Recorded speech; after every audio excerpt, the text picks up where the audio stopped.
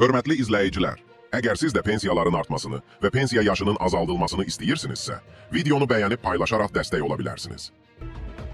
Dövlət Sosial Müdafiə Fondu ötən illərdə təyin olunmuş pensiyaların məbləğlərinin qanunvericiliyin tələblərinə uyğunluğunun araşdırılmasını davam etdirir. Xəbərə doğru xəbər verir ki, araşdırmalar nəticəsində 12.809 şəxsin pensiya məbləğlərinin qanunvericilikdə nəzərdə tutulandan aşağı məbləğdə hesablandığı müəyyən edilib. Beləliklə, sosial ədalətin təmin edilməsi məqsədilə həmin şəxslərin pensiya məbləğləri qanuna uyğun şəkildə yenidən hesablanaraq artırılıb. Artımlar onlara pensiya hüquqlarının yarandığı tarixdən və ya qanunvericiliyin tələbinə uyğun hallarda əvvəlki 3 ilin hesablanaraq verilib.